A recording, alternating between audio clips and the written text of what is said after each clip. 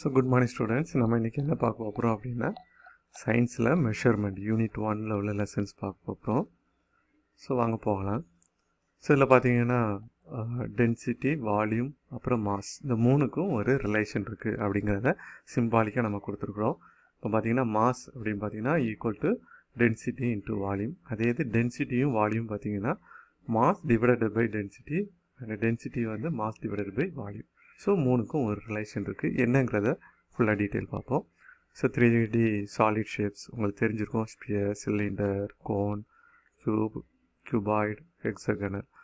So introduction.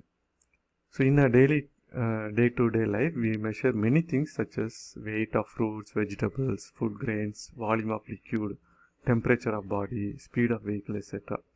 The quantities such as mass, weight, distance, temperature, volume are called physical quantities. இல்லையா, நம்ம காய்கறி wait பண்ணி பார்க்குறோம், அரிசி இல்லைன்னா ஒரு லிக்யூடாக இருக்கட்டும், தண்ணியாக இருக்கட்டும், இல்லைன்னா எண்ணெயாக இருக்கட்டும். ஸோ ஒவ்வொன்றுக்கும் டிஃப்ரெண்ட் குவான்டிட்டியாக என்ன செய்கிறோம் பார்க்குறோம். A value and the unit are use to express the magnitude of the physical quantity. So அதுக்கு ஒரு யூனிட் கொடுக்குறோம், ஒரு வால்யூம் கொடுக்குறோம், இல்லையா, வேல்யூ கொடுக்குறோம்.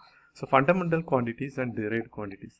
அது என்ன ஃபண்டமெண்டல் குவான்டிட்டினான்னு, டிரைவ்டு குவான்டிட்டினான்னு அடிப்படை இது எடுக்கப்பட்டது அப்படின்னா fundamental quantity. A set of physical quantity which can be expressed in terms of any other quantities are called as fundamental quantities.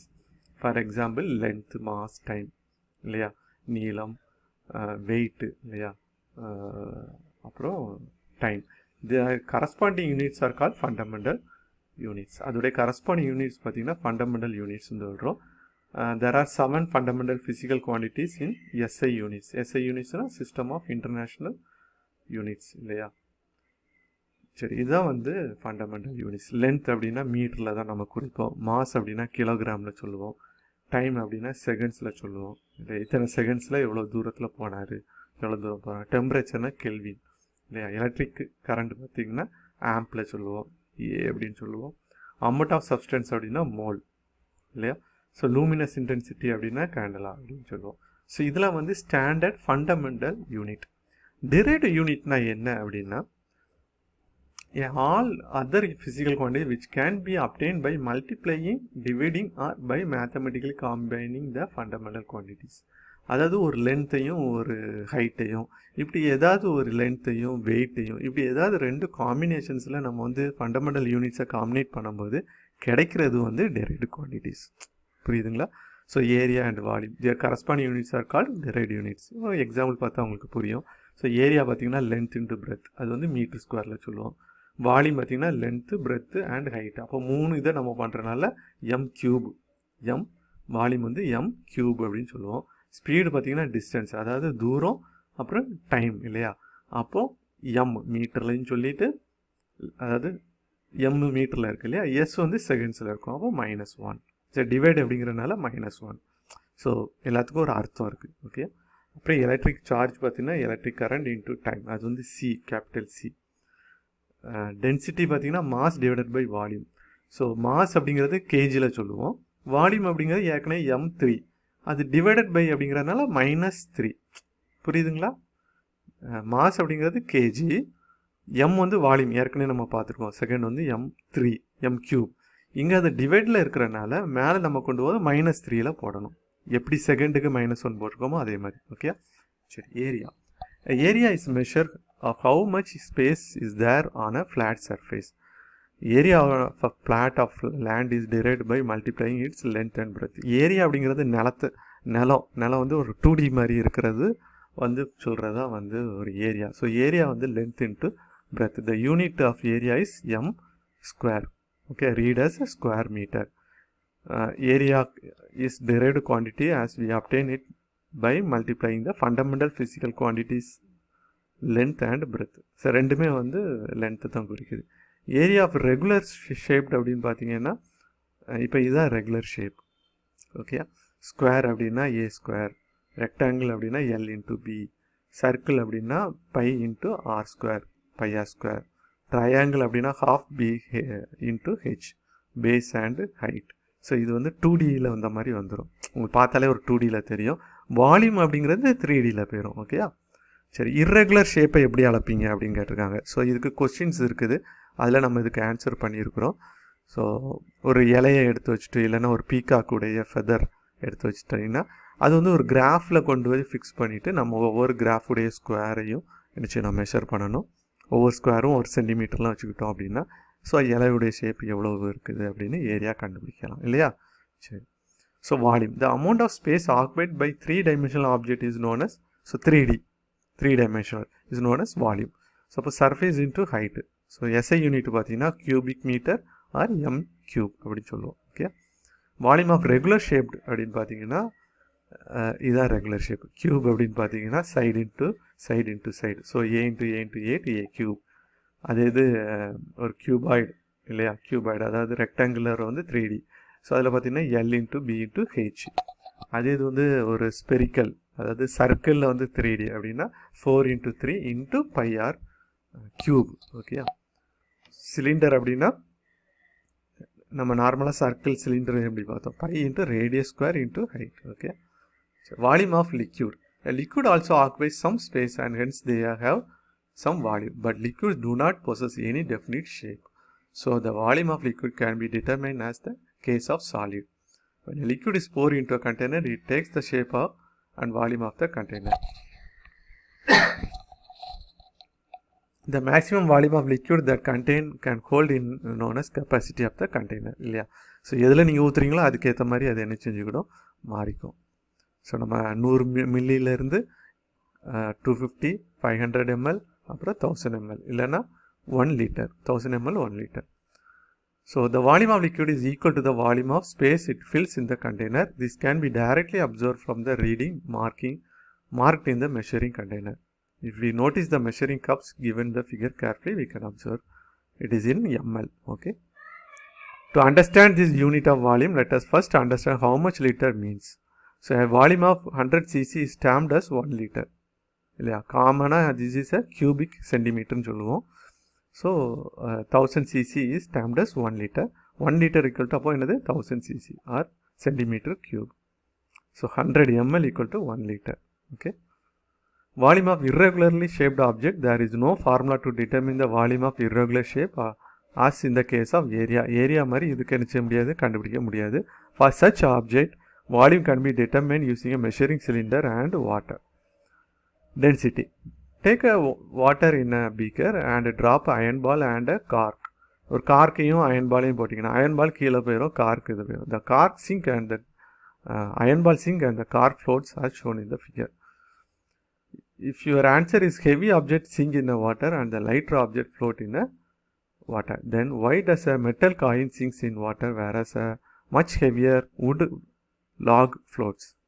புரியுதா, ஒரு காயின் உள்ள போயிருது ஆனால் பெரிய மரம் வந்து மிதக்குது. ஏன் சரியா, நம்ம சொல்கிற மாதிரி பார்த்தீங்கன்னா வெயிட்டான பொருள் கீழே போயிடும் அப்படின்னா காயினை விட மரம் வந்து வெயிட்டு தான், ஆனால் அது வந்து மிதக்குது, இது மிதக்க மாட்டேங்குது. எதுக்கு அப்படின்னு. So the lightness and heaviness of a body is due to the density. லைட்னஸாக இருந்தாலும் சரி, ஹெவினஸாக இருந்தாலும் சரி, it is due to the density. If more mass is packed in a small volume, it has greater density. புரியுதா, நிறைய wait வந்து ஒரு சின்ன ஏரியாவுக்குள்ளே அடைச்சிட்டோம் அப்படின்னா அது வந்து என்ன ஆயிரும், டென்சிட்டி கூடிரும். So iron block will have more mass then the wooden block of same size. Therefore iron has more density. So density வச்சு தான் அது என்ன செய்யுது, சிங்காது. So density equal to mass divided by volume. So M divided by volume. இதுதான் நம்ம முதல்ல நம்ம பார்த்தோம் பிக்சரில். Density of different material. Density the material with more density are called denser and material with less density are called rarer. Okay, so இதான் நம்ம பார்க்குறோம். கேஸுக்கு எவ்வளோ டென்சிட்டி இருக்குது, கெரோசினுக்கு எவ்வளவு, வாட்டருக்கு எவ்வளவு, மெர்க்குரிக்கு எவ்வளவு, வுட்டுக்கு எவ்வளவு, அயன், காப்பர், சில்வர், கோல்டுக்கெல்லாம் எவ்வளோ டென்சிட்டி அப்படின்னு சொல்லி. Okay, the relation between mass density and volume are represented in the following density triangle. So இதான் நம்ம ஃபஸ்ட்டு பார்த்தோம் இல்லையா. ஸோ மெஷரிங் லார்ஜ் டிஸ்டன்ஸ், எப்படி வந்து ஒரு ரொம்ப தூரம் உள்ள டிஸ்டன்ஸை மெஷர் பண்ணுவோம் அப்படின்னு சொல்லி. Normally we use centimetre and metre and kilometre இல்லையா. So to measure the day to day life. But for space research, astronomers need to measure very long distance such as distance between 2 earth and a star or distance between 2 stars. பூமிக்கும் நட்சத்திரத்துக்கும் இடையில நாங்கள் measure பண்ணணும் அப்படின்னா நம்ம அங்கே வந்து kilometre கணக்கில் சொல்ல முடியாது. To express this distance we learn about two such units, namely astronomical unit and light year. Okay, ஒளியாண்டு அப்படி சொல்லுவாங்க. எவ்வளோ ஒளியாண்டு அப்படி, அதான் லைட் இயர். ஓகே, எத்தனை ஒளியாண்டு அப்படின்னு சொல்லி. ஒளியாண்டுனா லைட் எவ்வளோ தூரம் ஒரு அடித்தோன்னா எவ்வளோ தூரத்தில் அது ட்ராவல் பண்ணி ஒரு இடத்துல டச் ஆகுது, அந்த லைட் படுது அப்படின்னு சொல்லி. இப்போ உதாரணத்துக்கு நீங்கள் ஒரு வான வேடிக்கை நடக்குது அப்படின்னா அந்த வெளிச்சம் நம்மளுக்கு முதல்ல வந்துடும், சவுண்டு தான் லேட்டாக வரும். நீங்கள் கவனிச்சிருப்பீங்க. அதே மாதிரி மழை நேரத்தில் பார்த்தீங்கன்னா மின்னல் வந்து 2 மேகங்கள் இடிக்கும் போது மின்னல் முதல்ல வரும், அதுக்கப்புறம் தான் அந்த சவுண்டு வரும். இடி இடிக்கிற சவுண்டு வந்து அதுக்கப்புறம் தான் வரும். முதல்ல மின்னல் வந்துடும். அப்போ லைட் வந்து ஸ்பீடாக என்ன செய்யும், ட்ராவல் ஆகும். So astronomical unit, we all know that the earth revolves around the sun in a elliptical orbit. Hence the distance between the sun and the earth varies every day.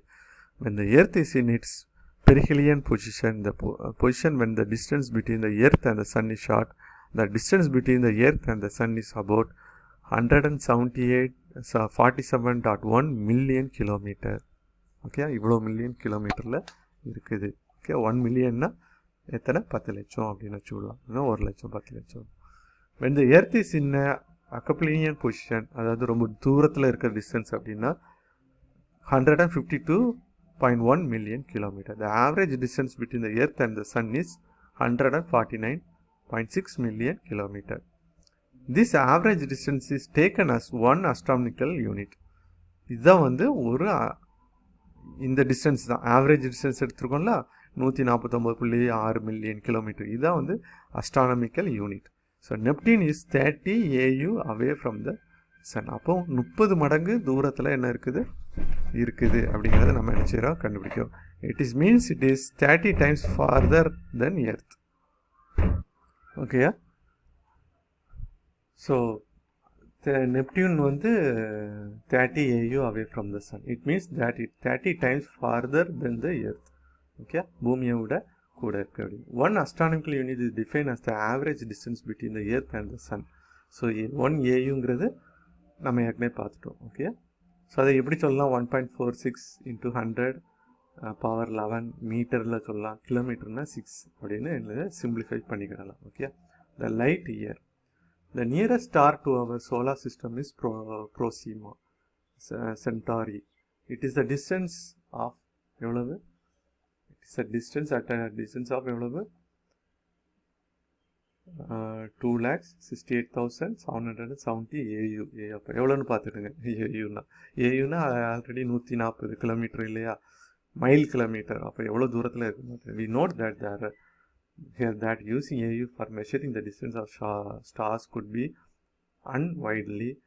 Therefore, astronomer uses special unit called light year.